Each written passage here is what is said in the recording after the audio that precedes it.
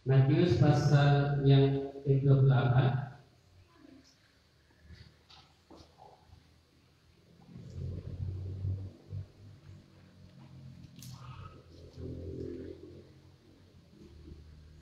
Ayat yang ke-16 sampai dengan 20.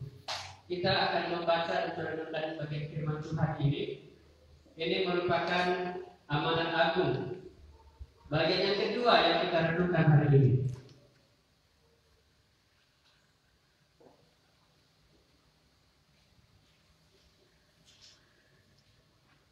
Baik, mari kita baca bersama-sama. Semua kita bisa membaca yang sudah melihat dan menemukannya. Matius 28 ayat 16 sampai dengan ayat yang ke-20. Sama-sama ya, sebentar. 1, 2, 3. Dan ke-11 murid itu berangkat ke Galilea, ke bukit yang telah ditunjukkan Yesus kepada mereka. Ketika melihat dia, mereka menyembahnya, tetapi beberapa orang ragu-ragu. Yesus mendekati mereka dan berkata, "Kepadaku telah diberikan segala kuasa di surga dan di bumi. Karena itu pergilah, jadikanlah semua bangsa muridku, dan baptislah mereka dalam nama Bapa dan Anak dan Roh Kudus, dan ajarlah mereka melakukan segala sesuatu yang telah kuperintahkan kepadamu. Dan ketahuilah, aku menyertai kamu senantiasa sampai kepada akhir zaman." Baik, apakah kita sudah mendengar tentang amanat agung? Anak-anak kami juga harus mendengar ini. Ini amanat bukan sembarang amanat. Ini amanat agung. Ini perintah agung, perintah besar. Ini bukan hanya kepada orang tua, bukan hanya kepada orang muda, tapi kita semua. Mengapa semua? Karena ini ditujukan kepada semua bangsa di dunia ini. Yang namanya manusia perlu mendengar kabar ini. Pada waktu itu memang murid-murid yang dipersiapkan Tuhan Yesus itu pergi. Tetapi kali ini gereja-gereja harus memikirkan hal ini. Nah, kita melihat dalam bagian ini amanat agung, perintah agung, perintah besar. Ini bukan nasihat. Ini perintah. Ini bukan janji, ini perintah. Perintah itu harus dilakukan. Seperti perintah seorang panglima atau komandan kepada bawahannya. Ini dikatakan perintah. Ini perintah agung dalam Alkitab. Ya, kita sudah mengerti sedikit tentang hal ini. Siapa yang pergi memberitakan ini? Siapa yang pergi untuk menjadi pemberita Injil ini? Kemarin sudah kita katakan itu mereka yang diberikan petunjuk oleh Tuhan. Mereka yang melihat Tuhan, yang menyaksikan Tuhan. Mereka yang dekat dengan Tuhan. Mereka yang mengenal Tuhan dengan jelas, dengan benar. Siapa Tuhan itu? Ada pembaca katakan, Yesus mendekati mereka dan berkata kepadaku telah diberikan segala kuasa di surga dan di bumi. Berarti Tuhan Yesus adalah yang berkuasa di surga dan di bumi. Karena itu perintahnya harus kita lakukan. Apa perintahnya? Mari kita lihat ayat 16. Karena itu pergilah. Apa katanya? Pergilah. Kali ini kita akan melihat pergi maksudnya apa? Kemana? Tempat apa? Ya mungkin kita juga sering pergi-pergi tapi tidak melakukan amanat agung. Ya, kita pergi sekolah itu bukan memberitakan amanat agung. Kita pergi ke pesta itu bukan dilaksanakan amanat agung. Apalagi kalau kita pergi mandi-mandi, jelas tidak memberitakan amanat agung. Ya, pergilah. Berarti dia harus keluar. Pergilah di sini dalam saya baca di dalam kitab lain dan kitab Matius. Pergilah ke seluruh dunia. Ya. Dalam bahasa Karo dikatakan di sana itu lauslah rina bangsa. Jadi pergi ke seluruh dunia itu kepada bangsa-bangsa. Ada yang menerjemahkan kepada suku-suku bangsa. Ini perintah Tuhan. Jadi gereja yang notabene kumpulan orang-orang percaya itu belum cukup bagi Tuhan. Jangan bangga kita sebagai gereja, sebagai orang-orang percaya yang berkumpul seperti ini. Bagi Tuhan Yesus ini belum. Memang gereja adalah orang-orang yang dipanggil keluar dari kegelapan kepada terang. Lalu mereka dikumpulkan di gereja, tapi tidak cukup hanya sampai di sini. Tuhan katakan pergilah ke seluruh bangsa, pergilah ke seluruh dunia. Jadi kalau kita hanya berpikir sampai di sini, gereja ini sampai di sini, wah kita akan ketinggalan zaman. Saudara pernah bayangkan 10 tahun lagi kita masih ada di sini? 20 tahun lagi? Apakah berpikir selama-lamanya saya mati di sini? Kalau hanya berpikir sedemikian, kita akan mundur. Jadi kita duduk di kursi kita hari ini atau kita sini terus sampai masa tua nanti. Yesus mengajar murid-muridnya, tidak demikian. Pergilah. Berapa lama duduk di kursi ini? Berapa lama itu? Perlu dipikirkan. Gereja dipersiapkan Tuhan untuk misi dunia. Allah memanggil bangsa Israel itu untuk seluruh dunia. Karena mereka hanya memikirkan diri mereka sendiri, memikirkan bangsa mereka sendiri, maka bangsa itu Tuhan hancurkan. Tuhan buang mereka ke Babel itu. Kalau kita hanya berpikir, oh ini kursiku, oh aku di sini, aku akan di sini terus, Tuhan akan hancurkan ini. Tuhan mau kita melakukan misi yang Allah persiapkan itu. Pergilah ke seluruh dunia kepada bangsa-bangsa, kepada suku-suku bangsa. Ngapain? Ngapain? Ngapain pergi-pergi? Menjelajah dunia saja, mengelilingi dunia untuk melihat dan mengalami banyak hal. Tidak demikian. Di dalam kitab Matius ini, pergilah. Kata pergilah itu ada satu tugas yang harus dilakukan. Dalam kitab Markus dikatakan pergilah beritakan Injil. Apa katanya? Beritakanlah Injil. Sudah pernah kita dengar Injil? Sudah pernah? Apa Injil itu? Anak-anak kami pernah dengar Injil? Apa Injil itu? Karena ada anak-anak berpendapat Injil adalah sebuah makanan yang enak, lezat dan nikmat. Wah ini salah, itu bukan Injil, itu donat. Injil itu apa? Ini kalau kita nggak pernah dengar, bagaimana kita memberitakannya? Kalau kita nggak percaya, bagaimana memberitakannya? Kalau kita nggak miliki, bagaimana kita mau memberitakannya? Injil yang kita dengar adalah Yesus Kristus. Kabar baik, kabar keselamatan. Dalam bahasa Lukas dikatakan berita pertobatan dan pengampunan dosa. Nah ini, ngapain pergi memberitakan pertobatan dan pengampunan dosa? Di dalam Injil, dalam Yesus Kristus ada pertobatan, ada pengampunan dosa. Jadi kalau ini nggak kita miliki, nggak mungkin kita beritakan. Gereja-gereja harus dengar Injil ini supaya ada pertobatan, ada pengampunan dosa, dan setelah itu nanti mereka akan pergi. Jadi ngapain pergi tadi? Memberitakan Injil, memberitakan tentang pertobatan dan pengampunan dosa. Sudah kita dengar Injil tentang Yesus? Sudah yakin kita siapa dia? Siapa Tuhan Yesus? Kepada aku telah diberikan segala kuasa di surga dan di bumi. Yesus yang paling hebat, yang paling berkuasa. Di bumi ini katanya presiden paling hebat di seluruh negara. Bahkan ada mengaku jadi presiden dunia. Itu baru di dunia. Di surga dia nggak ada apa-apanya, jangan-jangan tidak masuk surga. Tapi Yesus yang berkuasa di surga dan di bumi, baik yang sementara ini di dunia, juga yang kekal di surga. Tuhan Yesus yang mempunyai kuasa ini. Inilah yang kita kenal, inilah Injil. Dialah yang menyelamatkan kita, dialah yang akan membawa kita kepada kekekalan ini. Dialah yang membuat kita bisa bertobat hari ini.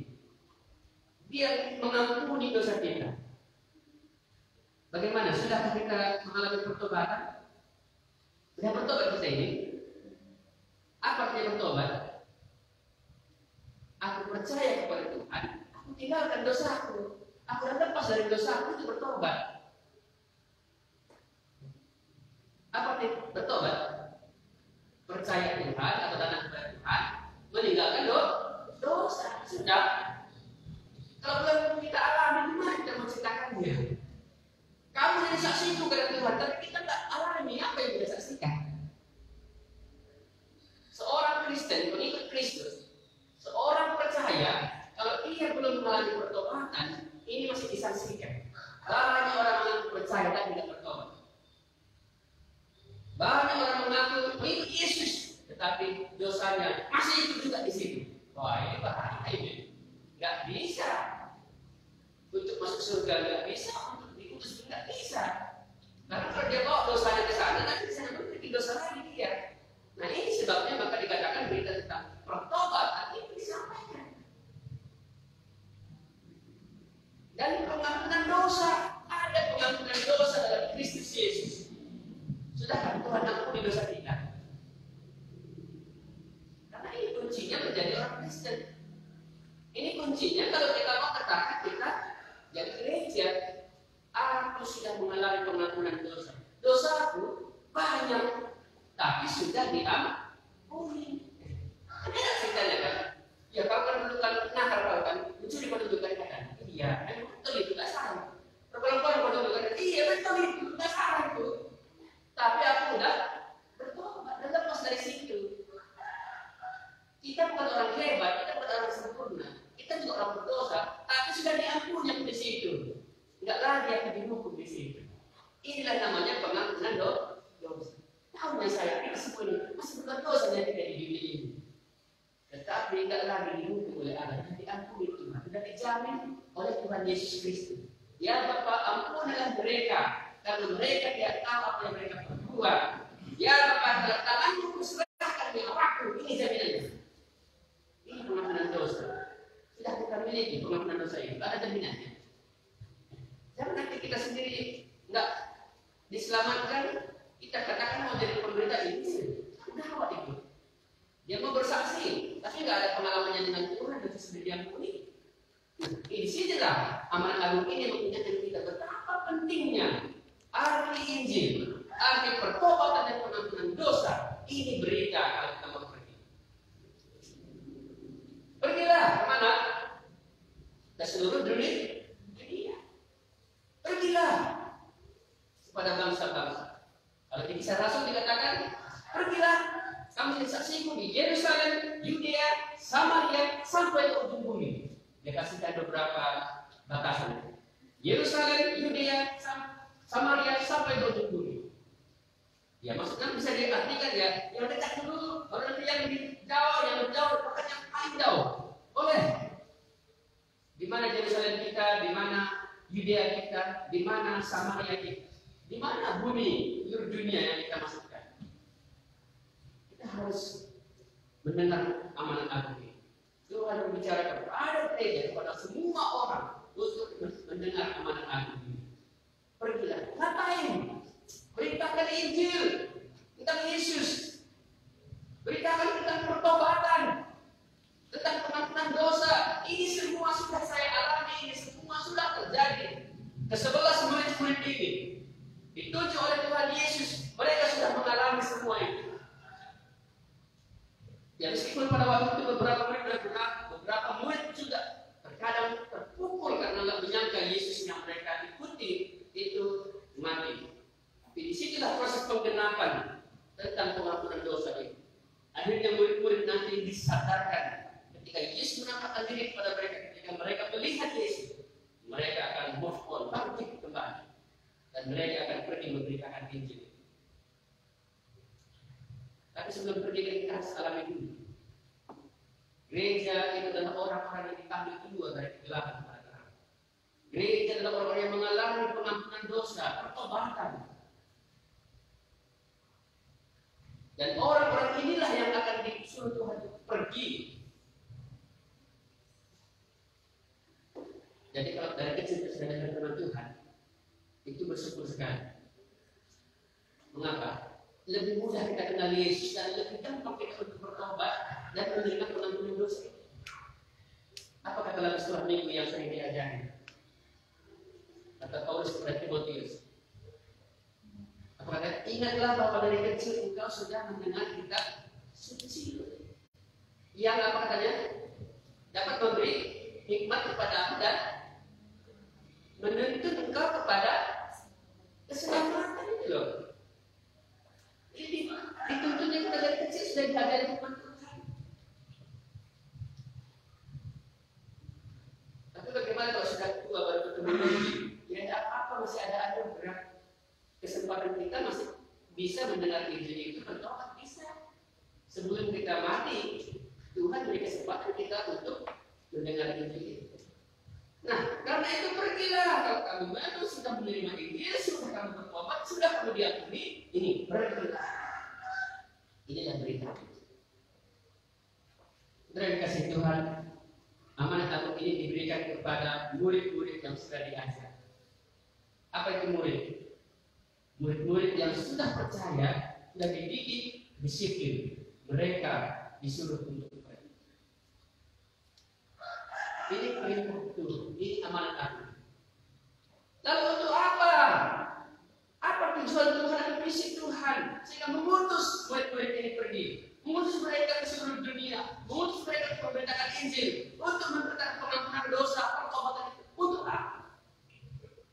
Kita lihat tema berikutnya dikatakan ayat 19.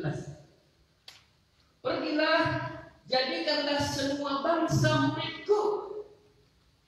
Ini yang dikatakan Tuhan. Apa katanya? Jadikanlah mereka bangsa muridku. Jadikanlah semua bangsa muridku. Saya mau bilang di sini. Tuhan Yesus mengutus murid-murid ini untuk menjadikan semua bangsa murid Tuhan. Sekali lagi ya. Tuhan Yesus mengutus murid-murid ini pergi untuk menjadikan semua bangsa murid Tuhan. Apa itu artinya murid? Apa artinya murid? Secara umum kita artikan murid adalah yang belajar, yang dididik. Dari bahasa Alkitab, kata Matetes itu artinya itu yang disiplin. Murid itu yang taat, murid itu yang disiplin, yang taat. Kalau dia nggak taat, nggak boleh disiplin. Tuhan Yesus tidak puas hanya orang itu menjadi percaya, tapi Tuhan Yesus mau orang percaya itu menjadi murid. Sekali lagi, Tuhan Yesus tidak merasa puas kalau orang itu hanya percaya menjadi gereja, menjadi jemaat, tapi Tuhan mau supaya mereka menjadi murid. Jadikanlah mereka bangsa muridku. Makanya kemarin kami bertemu, saya berkata kepada beberapa teman di sini, visi gereja ini adalah menjadi gereja murid dan memuridkan atau mentor. Sekali lagi, menjadi gereja murid dan memuridkan mentor. Kita bukan sekedar percaya, berkumpul, itu gereja, itu jemaat, tetapi kita mau menjadi murid. Setelah mereka menjadi jemaat, menjadi gereja, baru mereka menjadi murid. Setelah menjadi murid, nanti mereka menjadi mentor itu loh, yang memuridkan. Ini visi kita. Jadi jangan berpikir bahwa kita nanti akan selama-lamanya sebagai jemaat. Tidak ada apapun yang kita buat, tidak ada apapun yang kita pelajari. Ada yang kita akan buat, ada yang kita pelajari. Menjadi murid. Isi Tuhan Yesus ketika yang mengutus murid-murid adalah jadikanlah semua bangsa murid.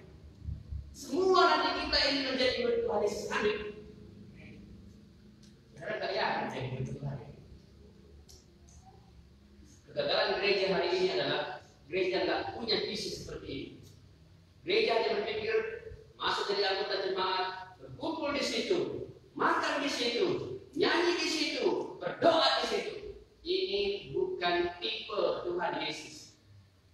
Itu tipe pendeta-pendeta yang tidak mengerti amanat Agung. Amanat Agung berkata, jadikan seluruh bangsa, semua bangsa muridku. Kalau gereja ini tidak ada murid sampai dengan 5 tahun ke depan, saya akan berhenti jadi hamba Tuhan. Berhenti jadi pendeta di sini. Karena ini yang Tuhan katakan, jadikanlah bangsa murid. Menjadi murid itu tidak gampang. Untuk SD aja butuh 6 tahun, enggak? Hah? Itu kan menjadi murid kan? SMP berapa tahun? 3 ya? SMA? 3. Kalau kuliah di S1? 5 lah sudah begitu ya? 5. Sudah kan bisa jadi murid itu? Belum cukup. Itu baru murid yang belajar. Buktinya mereka yang sudah sarjana, bahkan yang sudah di atas sarjana lagi, mereka melakukan banyak masalah. Itu bukan tipe murid. Yesus mendidik murid-muridnya berapa lama? 3 tahun ya. Sudah tahu 3 tahun ini.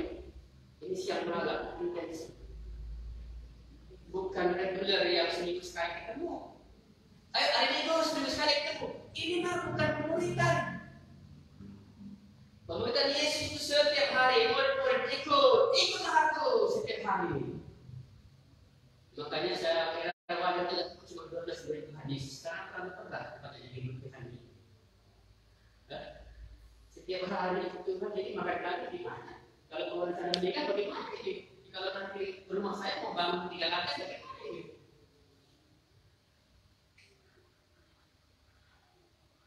Yesus mau semua menjadi bangsa murid Yesus Kristus. Waktu 3 tahun dia ajar itu, kita tahu 11 mereka yang berhasil lulus 1 kali. Dalam pemuridan pasti kita akan menjalani banyak hal-hal yang sulit. Tetapi ingat, nanti ada janji di hari akhir. Aku menyertai kamu senantiasa sampai kepada akhir zaman. Maka saya bikin motonya gereja ini, Tuhan bersama kita bersama Tuhan. Nah, ini moto kita ini. Tuhan bersama kita. Jadi jangan takut menjadi murid. Pasti bisa. Ya mungkin saya tidak 3 tahun.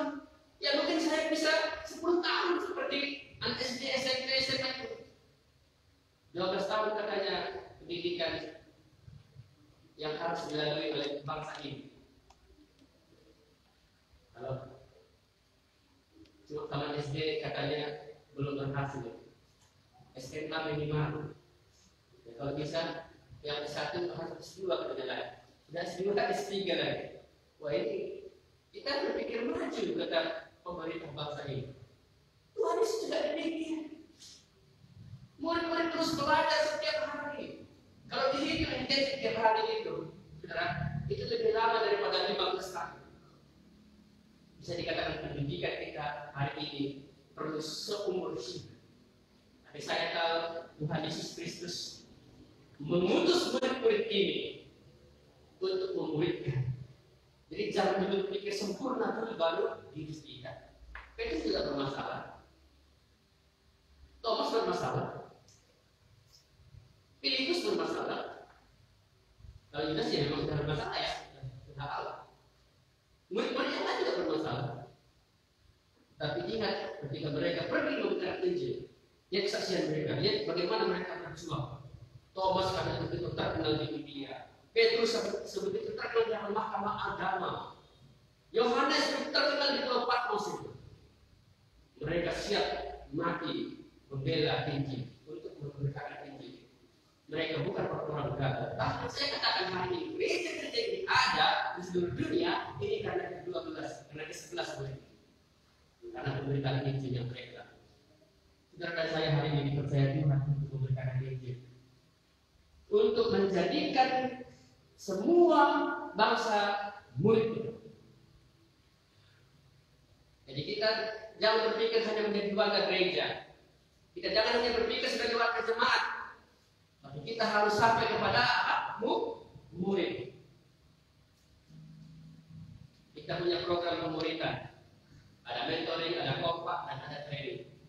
Ini pola kita untuk mencapai apa yang Tuhan inginkan bagi gereja ini. Tuhan ingin supaya kita menjadi bangsa murid. Jangan nanti kita sendiri nggak jadi murid. Jangan nanti kita gagal menjadi seorang murid seperti Yudas. Tapi baiknya kita berhasil sebagai seorang murid. Bagaimana bukti seorang itu berhasil menjadi seorang murid? Murid itu nanti akan diutus. Murid itu nanti akan memuridkan.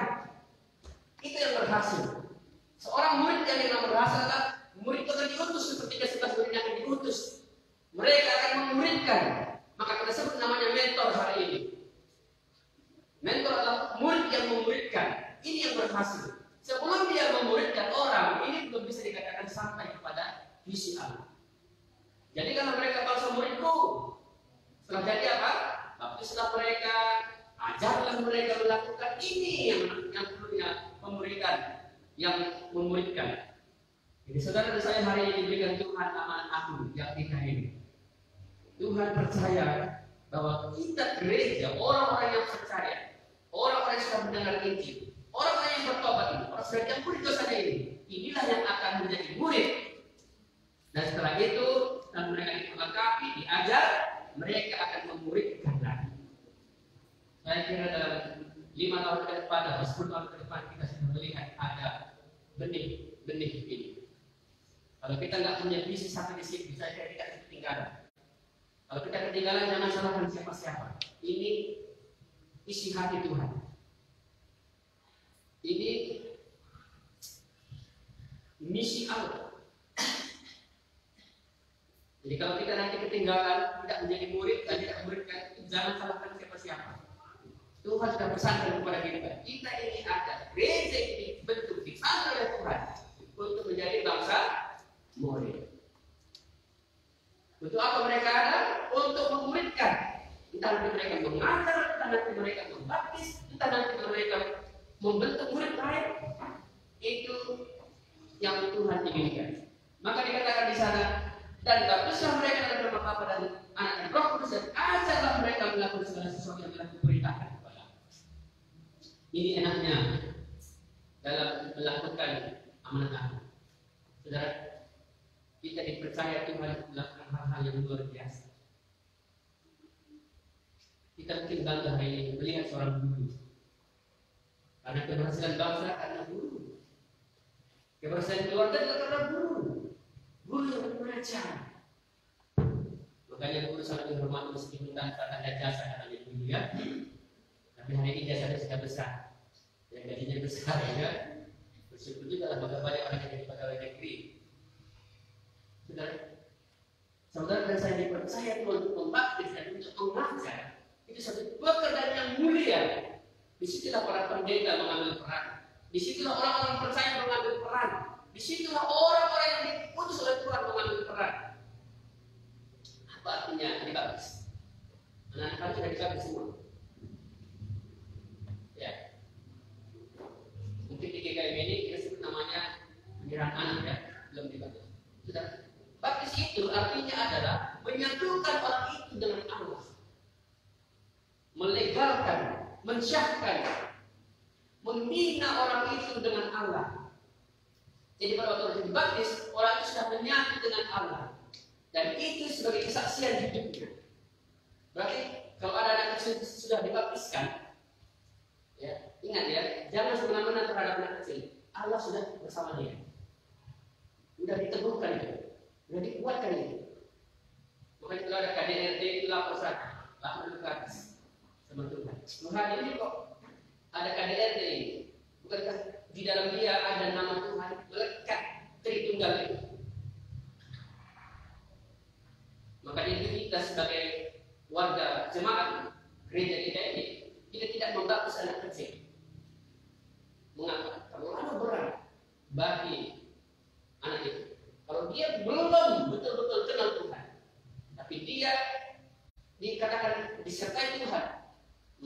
kecil ini akan merasa berat. Maka itu perlu dididik, diajar, diserahkan dulu supaya dia mengenal Tuhan. Setelah dia yakin dan percaya ada Tuhan, maka kepercayaan itu menjadi berguna. Tapi kalau dia kenal Tuhan, tapi itu menjadi sia-sia saja. Siapa yang melakukan baptisan ini? Mentor itu. Orang-orang yang dipercaya oleh Tuhan. Murid yang sudah dipercaya oleh Tuhan. Lalu ajarlah mereka melakukan segala sesuatu. Hari ini banyak gereja yang melakukan firman Tuhan. Gereja gagal hari ini karena tidak melakukan firman Tuhan. Ajarlah mereka melakukan segala sesuatu yang telah diperintahkan kepada. Banyak orang pindah keyakinan hari ini. Banyak orang tidak mau lagi ikut Tuhan. Banyak orang tidak mau dengar firman Tuhan hari ini. Orang kesempatan emas kita mendengar firman Tuhan. Saya mendengar berita hari Jumat yang lalu ada jemaat yang dibunuh ya, di Sulawesi Tengah. Ada banyak orang tidak punya kesempatan seperti kita dengar ini. Ada Alkitab kita gratis di HP juga bisa baca. Sementara di negara lain tidak boleh. Kita punya kesempatan, tetapi kita sia-siakan. Mengapa? Karena kita gereja-gereja hari ini gagal mengajarkan firman Tuhan. Gereja hanya berpikir jadi warga jemaat, jadi warga gereja. Tapi mereka tidak melakukan firman Tuhan. Inilah yang Tuhan suruh kepada murid-murid itu, supaya mereka mengajar warga jemaat itu untuk melakukan perintah Tuhan. Ajarlah mereka melakukan segala sesuatu yang telah diperintahkan kepada kita. Para orang tua, kita akan gagal kalau anak-anak kita tidak kita ajari firman Tuhan. Kalau kita tidak ajari mereka melakukan perintah Tuhan, kita gagal. Ini tugas panggilan kita. Tuhan katakan ajarlah mereka melakukan segala sesuatu. Fenomena bangsa kita ini, banyak orang yang pindah keyakinan. Ya, alasan menikah pindah keyakinan kan sangat mengerikan. Karena pekerjaan kaki itu diganti. Karena dapat tempat kedudukan yang basah, yang baik memang rela. Bahkan kita rela meninggalkan persekutuan demi itu. Yang paling parah adalah begitu orang berbicara sedikit tentang keyakinan mereka, orang-orang ini langsung pindah keyakinan. Karena mereka selama ini tidak mengerti firman Tuhan, tidak baca firman Tuhan, tidak melakukan firman Tuhan. Sedikit saja disinggung langsung kecewa, langsung ikut aliran lain, ikut agama lain. Di mana salahnya? Karena gereja-gereja tidak mengajarkan firman Tuhan, tidak mengajar untuk melakukan firman Tuhan. Ada orang melihat di YouTube, katanya ternyata khotbah pemimpin itu hebat, makanya dia pindah keyakinan. Bingung, kalau dia dengar di YouTube, dia belum lihat orangnya seperti apa, dia belum tahu pesannya seperti apa, tapi karena lucu, enak, menarik, gampang dan enak, bisa dinikmati, dia harus terhadap apa yang terjadi. Makanya dia juga akan menjadi orang seperti itu. Keyakinannya itu hanya sampai di YouTube. Begitu dia melihat situasi kondisi lapangan dalam kehidupan, dia sangat kecewa. Maka hari ini banyak orang menjadi ateis, tidak beragama. Karena agama di mana kita semuanya sama. Hari ini kita perlu kasih ulang keyakinan kita. Kita yang beragama Kristen, tapi keyakinan kita perlu dikaji ulang. Iman kita seperti apa? Benarkah kita mengenal Yesus Kristus yang berkuasa di surga dan di bumi itu, yang sudah mati dan bangkit untuk dosa kita itu? Benarkah kita sudah mulai pertobatan dan pengampunan dosa? Kalau belum, kita akan gampang sekali bertobat. Apalagi kalau kita belum belajar melakukan firman Tuhan, kita akan gampang sekali bertobat. Saya katakan orang-orang yang pindah keyakinan itu adalah orang-orang yang gagal sebagai gereja, gagal sebagai murid. Kalau mereka belum melakukan apa yang Tuhan berikan, itulah mentor, itulah orang yang memuridkan. Mereka lah yang dipercaya oleh Tuhan. Saudara, kita tidak mau jadi orang yang gagal, pasti kita mau jadi orang-orang yang berhasil. Tuhan Yesus sudah persiapkan murid-murid ini, dan mereka yang diutus inilah yang berhasil, yang melakukan segala sesuatu yang telah diperintahkan kepada. berpikir ulang untuk iman kita, keyakinan. Kalau kita memang mengaku beriman, aku bersama dengan Tuhan hari ini, Tuhan mau kita menjadi murid dan Tuhan mau kita memuridkan, melakukan apa yang Tuhan perintahkan. Bukan sekedar gereja, duduk dengar diam digembalakan, bukan hanya berkumpul-kumpul makan dan minum. Itu gereja. Yang dipakai keluar dari dalam betul. Tapi Tuhan mau dalam misi agung. Dia mau supaya menjadikan semua bangsa murid. Mari kita menjadi murid Tuhan. Dan agar mereka melakukan, Tuhan mau kita melakukan firman Tuhan, itulah mentor, memuridkan orang. Saya berharap dan saya berdoa kita semuanya akan dipakai untuk menjadi murid dan memuridkan. Sebelum saya akhiri, saya ambil satu kisah. Yesus memilih ke-12 murid. Yesus memilih ke-12 murid. Dari mulai Andreas, Petrus, Yohanes, Yakobus, Lewi satu persatu, lalu 12 ini terbentuk. Saudara, apakah tujuan Tuhan memanggil mereka? Apakah hanya memberikan ikan kepada Petrus? Apakah memberikan pekerjaan yang lain daripada seorang pengurus kain? Apakah Tuhan mau memberikan mereka satu pekerjaan supaya tidak berat? Tidak demikian. Tuhan ternyata di akhir hidupnya, di amanat agung ini membuktikan tujuan Tuhan memanggil kedua murid itu adalah untuk menjadi murid Tuhan yang akan diutus, murid yang memuridkan. Apakah tujuan kita bergereja di sini hanya untuk duduk tenang supaya kita aman, enak, peraturan yang begitu ketat, dan ada setiap minggu ada senengnya, dan setiap kali ada acara kita makan-makan begitu, nggak ada iurannya? Itu kan tujuan kita? Berbeda. Tuhan mau visi kita ke depan, Tuhan mau kita menjadi murid Tuhan dan memuridkan. Amin. Semua kita dipanggil Tuhan. Mari kita berdoa.